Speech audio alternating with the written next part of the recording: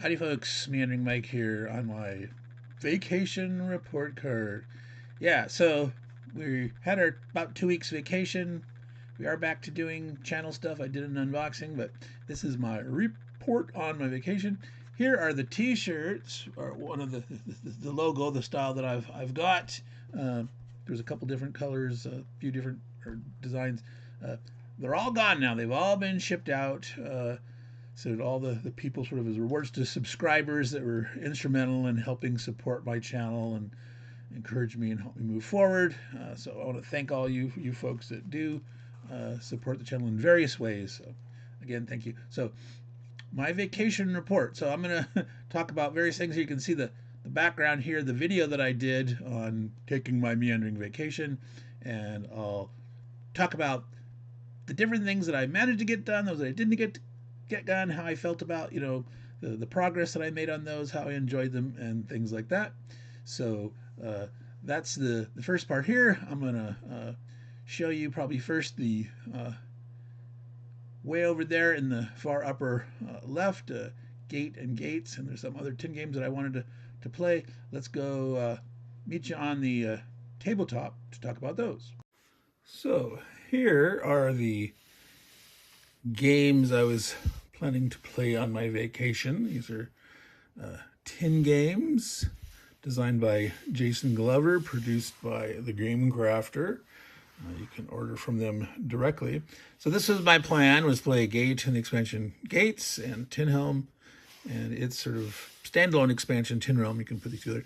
I did manage to play Gate twice and Gates expansion. Let me zoom in here a little closer so you can see these goodies here. So I did a video on my experience with Gate. I played it twice. It was really close. It was a lot of fun for a little game in a tin. Gates expands on that, adds more variety of citizens and heroes and the monsters and a couple of extra locations in your village that you're protecting. The boss here, which you can see here, this guy Zogar, is a beast, and I lost my first game. It was not super close. I mean, it wasn't a total blowout, but yeah, I was not close enough, and I didn't really, another turn or two, my gate got destroyed. But anyway, lots of fun. I'll definitely play these more in the future. I did not get around to playing Tin Helm and Tin Realm, mostly because I played a heck of a lot of computer games this time. So we'll talk about that more later. But this was what I played, and I'm gonna definitely give this like an A experience between these. I definitely need to play this again and try some different things with this, getting used to the expansion of more elements in it. But lots of fun. So let me get on to the next segment. And I'm back. Had a few little errands to run and stuff. So some of the other things I was planning on doing on vacation, I was planning on playing some Sudoku. Again, sometimes I pronounce it Sudoku is the correct way to pronounce it. So I did a couple of puzzles in here, variety that you don't see here. There's 3 stacked on top of each other. Let's see here. Well, was it that? The diagonal ones? I think maybe it was that. Or was it the 3 stacked straight on top? Anyway, so there's a large variety of these different kinds, where there's like the diagonals also have to have the Sudoku, this kind here, where within each of the 4 squares they have to have it. These ones, these squares overlap, so you've got this grid of 9, that grid of 9, like that. These overlap by 2, things like that. I find the hard ones in here, I can get them done, but they take way too much time. So I really prefer the medium puzzles. So even these big ones like that, they're enjoyable to me, the round of progress and stuff. So I did a couple of those. So I'll give that like a B-ish. I wish I had more of. I like these diagonal ones, and I'm out of like the mediums and the hard. Like I said, just they take a little too much effort. I'm looking for something that to puzzle the mind, test the mind, but not too much. All right. So besides, we'll talk about some more puzzly computer games later. I don't have a good. I have Sudoku on my phone, which is just standard Sudoku. You know, there's no special things. There's just different difficulties levels, and it has like 5 different difficulty levels. So that's kind of interesting. But it's, you know, books. There's also reading. So let me come in here. So the main thing that I was planning on reading on my vacation is this. I didn't actually get that far. I find that in my youth, I used to sit and read for 3 hours, 8 hours at a time, no problem. And in my old age, I just don't concentrate that long on reading. I get eye strain a little bit, and I get sleepy. I don't always sleep as well as I should, so a lot of times I'll end up falling asleep. So I got a few chapters done on this. Now I want to show this here. This was a gift from a subscriber of mine. And I want to thank him very much again. Thank you, Walt, E4 Airman. This is a signed copy by Alan Dean Foster, way back in 75 or whenever that was. So thank you very much. It's in much better condition. My copy here has, wear on the edges, and you can see this.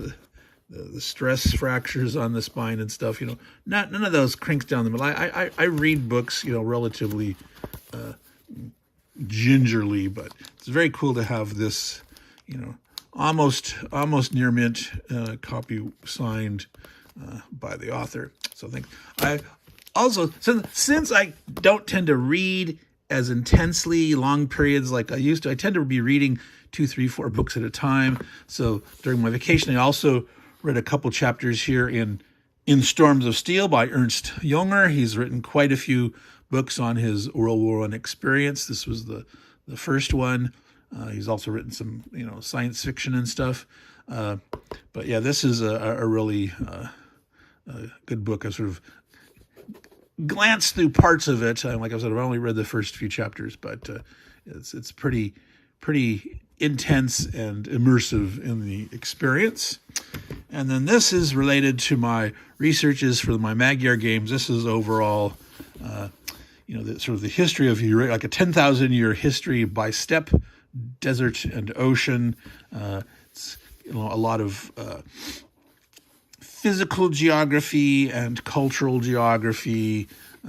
Very, very nice. I've just started. I'm just in the first chapter, but there are tons of cool maps and pictures, throughout it. This is quite a nice book here. So I will continue reading this in bits and pieces, and sometimes I'll just, hit the index and find a particular topic, like the Sarmatians or the Scythians. Some people pronounce it Scythians, and I have a problem with that, but it can go either way.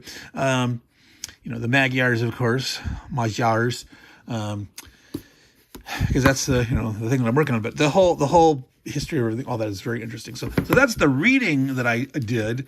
I'm gonna give myself an A+ for the enjoyment of this, and I'm going to give myself for a C for about the amount that I did. I certainly could have got back to it more, even though I'm reading it in pieces. But it was also nice to dabble in these other as I do. So overall, I'll give it a B grade for my reading report card from the vacation. So we will be back with the next segment shortly, and we're back here on the computer. We talked about the 10 games that we played and the ones that we didn't play. We talked about the Sudoku puzzles that we did and other reading, Midworld, some World War I autobiography, and some Eurasian history and geography and such. And now we're going to be talking about the things on the computer. Let's start with TV watching, streaming. I like to stream on the. We don't actually have cable TV. We do all our TV watching. We can watch on our smart TVs or on the computer, and we just subscribe to streaming services. Cable or getting live TV through a streaming is too expensive, so we forego that, and we get most of our news from YouTube and things like that, which of course can be problematically. But anyway, let's open up here the source.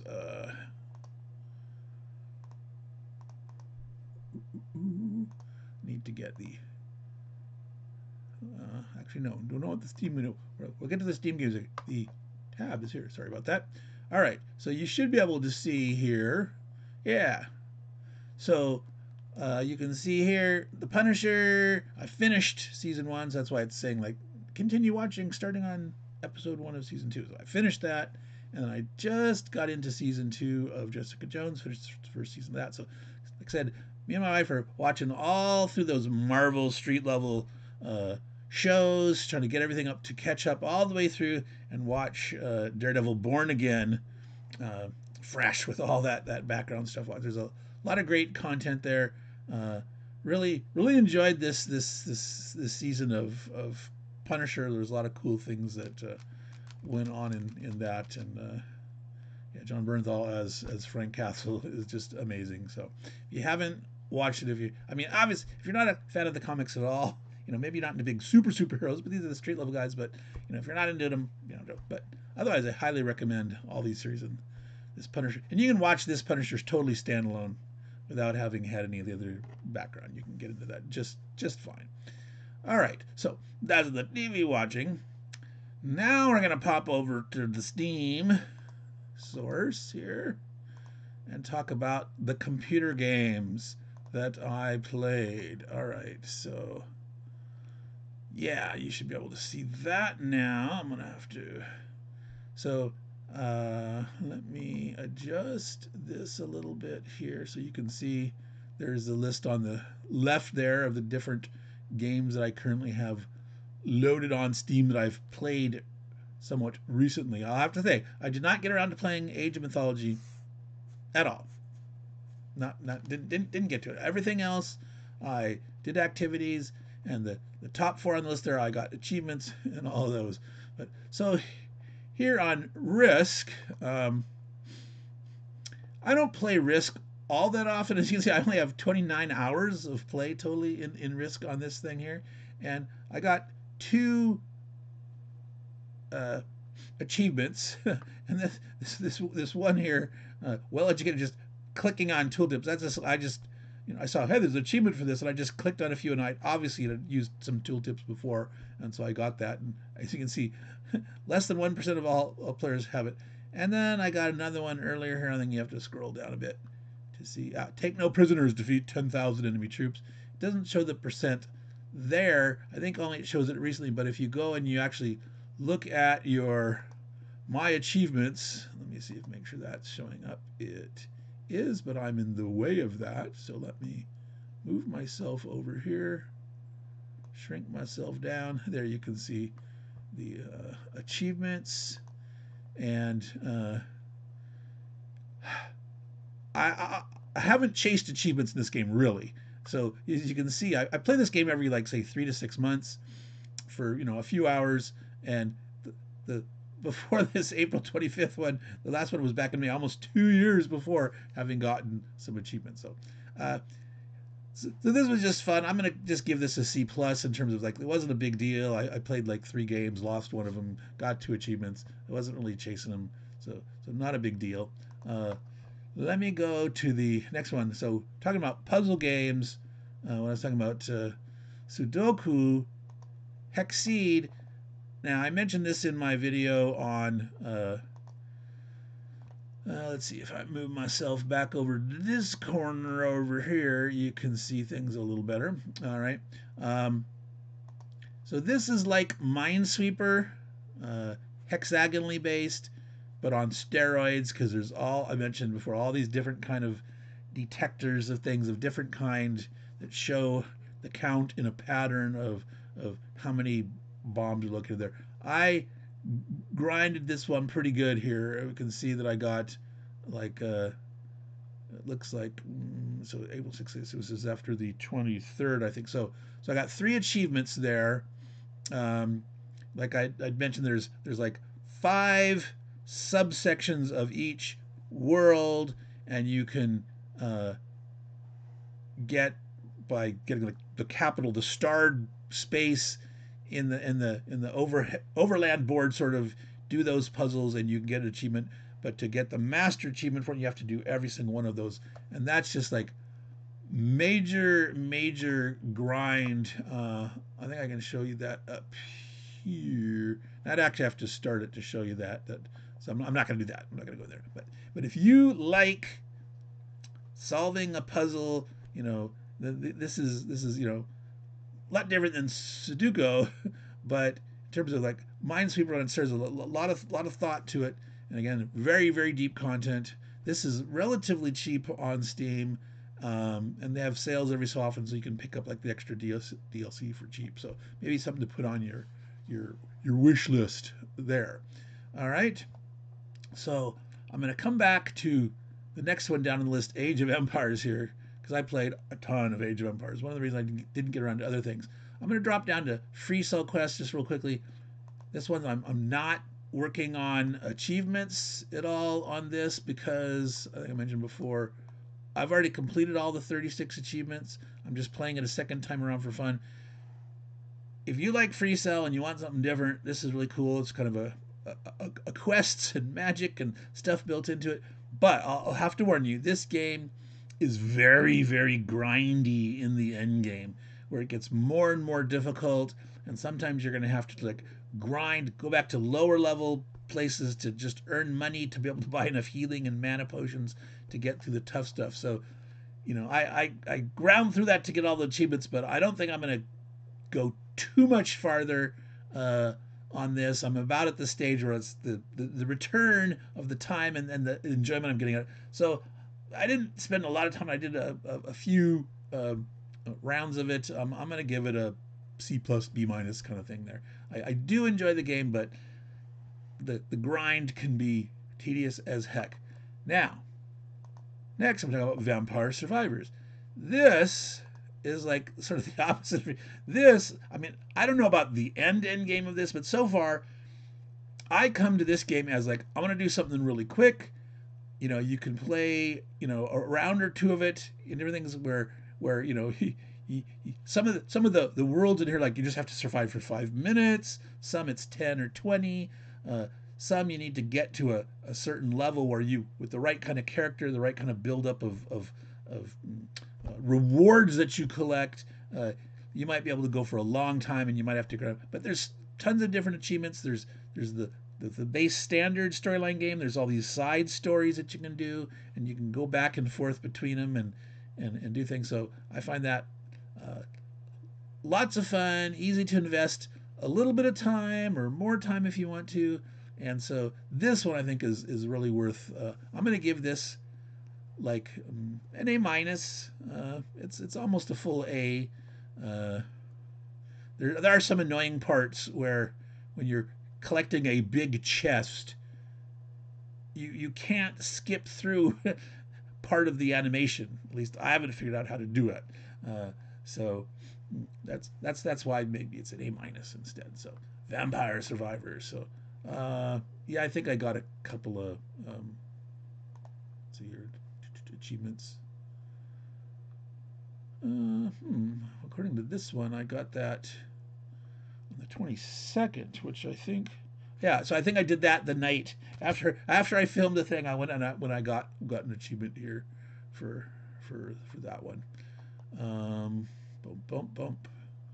All right, so now the big one.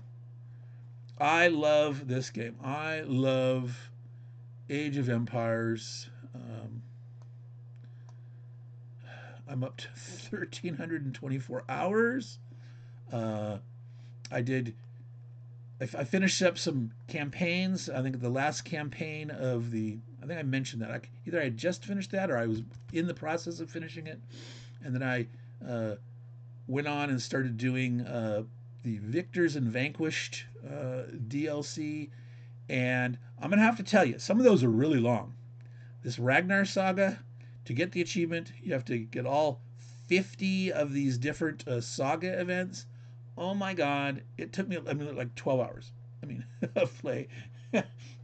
uh, 12 hours of game time, right? So depending on what speed you have, the thing sit on. That was grindy but fun. There was so much involved in that. So, I mean, there's so many different ways to play Age of Empires. You know, sometimes people don't like real-time strategy. Some people only want it for player versus player online stuff, PvP. I'm not into that. I'm too old. I'm too slow. I cannot multitask like that. Same thing for, you know, uh, Warcraft, Starcraft, all those things that League of Legends. I've never played that one, but I've played, you know, Warcraft and Starcraft and, you know, Age of Empires and Age of Mythology. I do not play against other players. I mean, I've done it once or twice, right? But for me, it's the fun of doing the different campaigns, the historical battles. Obviously, is, you know, mythological campaigns in Age of Mythology, etc. Um, and I still do PvP, you know, me versus the computer, to earn different achievements, to learn the different civilizations. Because this game, Age of Empires, you know, from this definitive edition version 2, which I think came out in 2019, and they redid a lot of the old DLCs. Well, back then they were their whole standalone expansions that you'd buy a new box. But they've tweaked that, they've enhanced it, they've rebalanced it, and they kept adding new DLCs and stuff. Really exciting stuff.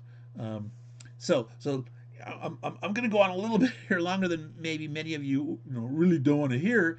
But you know, you can always fast forward to the end, or just quit or stop, or you've already signed off and not do it. So I got quite a few. I think I'm just going to pop up here this part, my achievements, so I can see from the start and go backwards. All right, so yeah, so chasing the crown. This was the last of the Banyang Burmese campaign, and let me make sure you can see. Yeah, it looks like you're able to see that. This was a pretty interesting overall campaign. Well, no, yeah, I think I'd already done this first achievement here, and I finished up. Chakravati is the name of the sort of the risen and anointed king of the Burmese, you know, kind of high ruler emperor kind of thing. So I finished that one, and then I started in on these. So the Gaeseric 406. I was doing them in chronological order. I like to do campaigns in chronological order usually. These Victors and Vanquished are individual scenario battles, but some of them are so long they're like a campaign practically, like especially like that Ragnar one. But so this one I was amazed at. This one is about the Vandals. You know, so here are the Vandals. They're crossing the Rhine, you know, entering Gaul. They're facing you know, Goths and Romans there. You know, the Huns are coming, right? There's the pressure of the nomadic peoples, you know, coming from east to west and pushing other nomadic peoples in front of them. And the story of the Vandals, I mean, I always knew that, oh, the Vandals were here, and then they were in Iberia, and then they were in North Africa, and they sacked Rome at one point. It's like, how did that really come about? You know, how did they get all over the place? You know, and this scenario, this battle really shows you that effect, the pressure. You know, the Huns are coming at certain times, and you're out there moving around, and you're really mobile. And unlike most games of Age of Empires 2, where you get in a place, you build up your economy, and you go out and you trash dudes. This you had to keep moving around. You only have one town center, and it's a mobile one. You break it down, you get it basic on the equivalent of a trade cart, you move it around, and when you do that, all your other buildings are going to degrade and disappear. Your camp where you hit is going to be gone, and then you find a new place, you set it up, and you can start building new buildings again and stuff. And it's just fascinating, this progress, this migration, nomadic movement from near the Rhine, through Gaul, down into Iberia, into North Africa, settling it where Carthage is, and then starting to fight heavily. I mean, you've engaged the Romans along the way, but now you're basically trying to get in and sack Rome. And this achievement, you have a time limit on this whole thing. And so the time pressure of this is amazing. It was a lot of fun, and it really got me to appreciate this nomadic movement. And again, like, I'm working on a game on the Magyars, and that's one of the things that I'm trying to figure out. How do I really model migratory patterns, these nomadic existence where they're here now, but then they're there? And you look at history, places on a map, like, these guys are here, well, but then they're here and here. Between the Pechenegs, the Cumans, the Kazans, the Magyars themselves, etc. It's an interesting thing to model, and this scenario, while not perfect, it really gave me a feel for that. So I'm rambling on about this one, but this scenario, I'm giving an A+.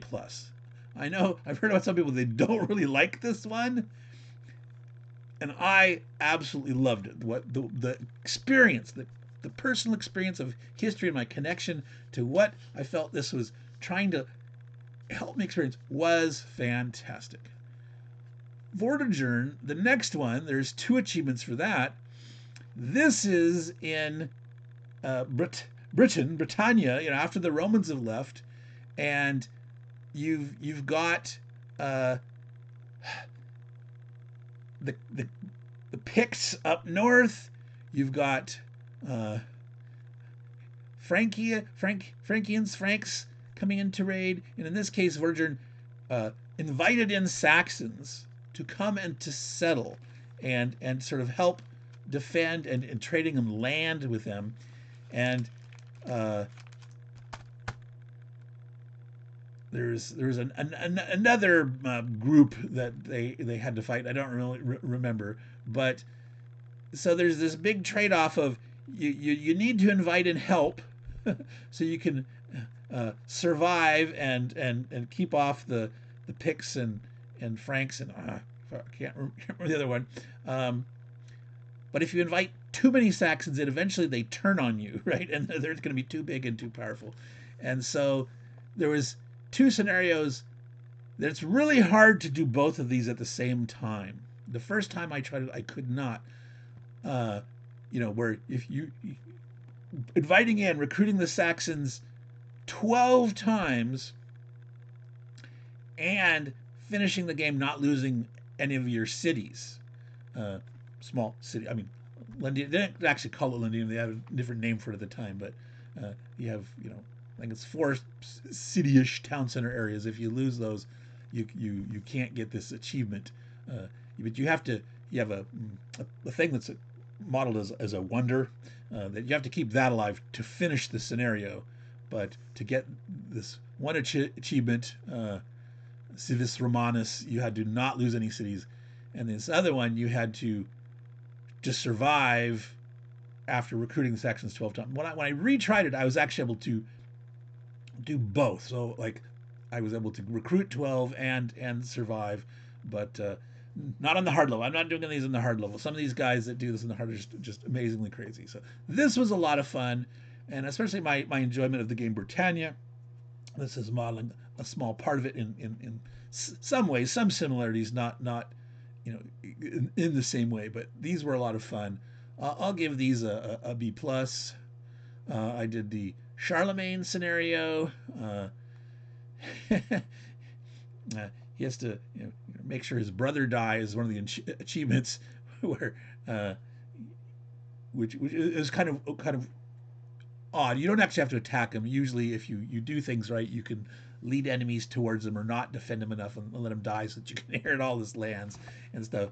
But and then you just gotta hold off people coming at you from all sorts of directions, and go out there and expand and do a lot of fighting. So this is a pretty good historical scenario.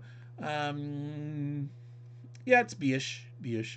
Now B-ish, not B-S, B-ish. Ragnar. Oh my God, yeah. All 50 saga objectives. You only need 30 30 out of 50 to complete the scenario. You can finish this scenario in a reasonable amount of time. It takes longer and longer to go all over the board and get these last ones. Every single last one, 50 achievements. Like I said, it took me a freaking long time, but I'm gonna give it an A minus. It was still a little too long, but it was pretty amazing. It was really worth the experience. Sometimes it's really frustrating when you've become king of Norway and Sweden. You need to get king of Norway and Denmark eventually, but like you're still getting raided by these other little Viking groups, and it can be so annoying. Um, and this particular version, if you're used to uh, Age of Empires Definitive Edition at all, you're used to having town centers and building your villages and booming your economy. This is different. You start with like 3 villagers. You cannot build villagers. You don't have normal town centers. You have longhouses, and there are I can't remember the name of the different. There's like warrior lodges or something. You don't do your economy in the same way. You have to earn these villagers, and if you go out and sort of like raid and conquest certain areas, you get gold from looting and pillaging. But if you build, a longhouse there to extract resources, sometimes you'll get a villager as a bonus because like you're doing some settlement. The Vikings a lot of time were looking for farmland. Some of them wanting to settle. The whole Ragnar saga. He just wanted to be a farmer, really. He's going all over the place, and so your ships are constantly taking wear and tear. Normally in the game, units don't take damage over time, and this says they're traveling, moving around, just sitting at sea. They're rotting basically, and you have to repair your guys. You need to keep track of where they are. You don't want to overbuild too many fleets, otherwise you're going to be eating up a lot of resources repairing them constantly. But you got to have enough. If you don't build enough of them, you can meet certain cases where you're fighting the Frankish fleets. Taking Paris is quite an accomplishment. So think like if you've watched the Vikings now, Vikings, yeah, we know it's not completely historical, but it's got the gems of the historical saga to it. The saga elements, the myth, the legend. A little more larger than life, but there's a lot of history in there too. And so this is a really fun thing, and I'm gonna give it an A minus. I was gonna say it's a really good experience. Could be a little shorter, but yeah. Again, I did not do it on hard. Oh my god, yeah, not for me. So that was all the computer games that I played. Now I'm not gonna. I'm gonna mention something else that I played here. Let's see. That's my phone game.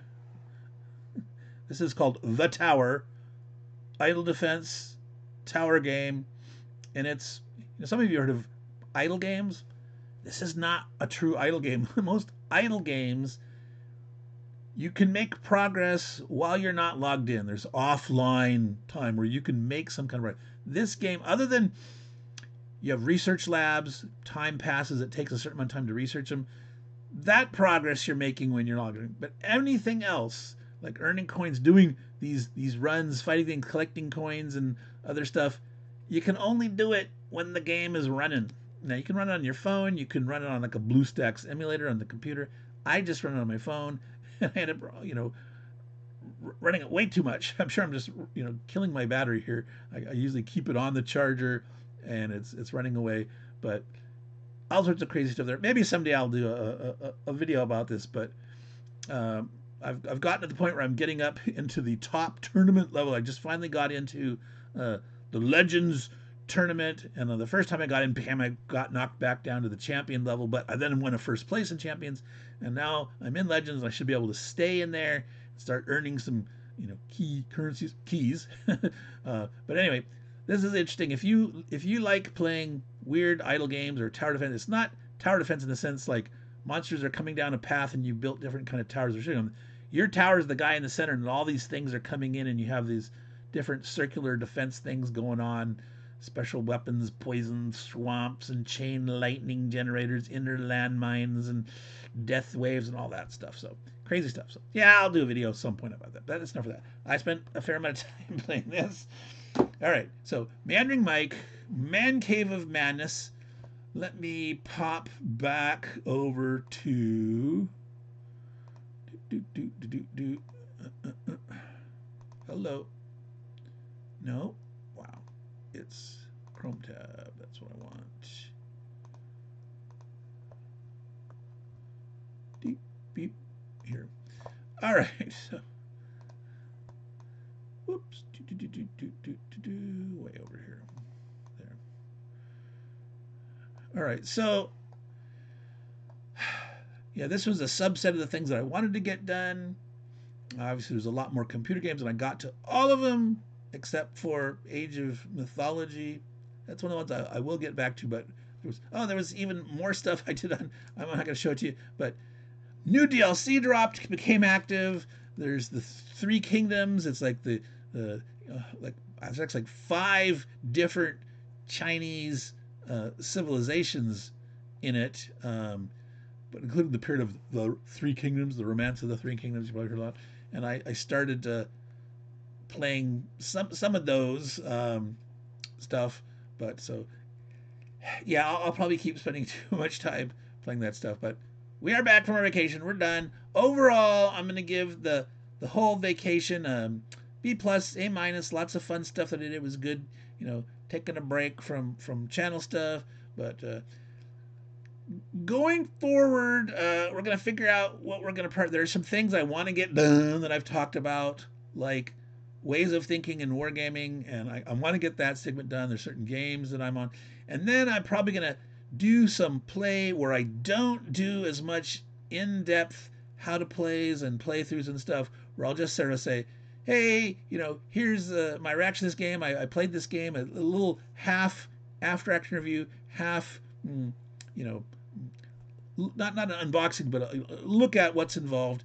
And I need to bang off some of those 10 games for the year for the War Room challenge. I'm only on my second game. It's May, right? So I'm way behind. So we're gonna do more play, but we're still gonna do channel tip stuff. So anyway, Meandering Mike, Man Cave of Madness. This is way meandering, and if anyone is here at the end, bless your heart in the truest sense of that, not the sort of the passive aggressive southern style bless your heart. No, truly bless your heart for if you're watching this, and if there's any of these games that you know you like, you've tried them, or you're interested in, you know, I can point you to, if there's certain things about them, like I don't like that, but I kind of like, you know, send me a message and stuff, and I can make recommendations or suggestions for different or similar games. You know, some spheres or bailiwicks of gaming I don't know much about, and some that I do. So, but if you're interested in communicating about that, you can always ask questions. So whether it's in comments, you know, here, or my gaming channel email, meanderingmikesmancave@gmail.com. There's no punctuation in that, no spaces, but so take care of you all. Take care of yourself. Get enough sleep. Relax enough. Don't stress out too much. Enjoy these games and books and other things. And, you know, all that will take care of you, hopefully. You can take care of your loved ones and yourself. So, ciao, y'all. Enjoy. Bye.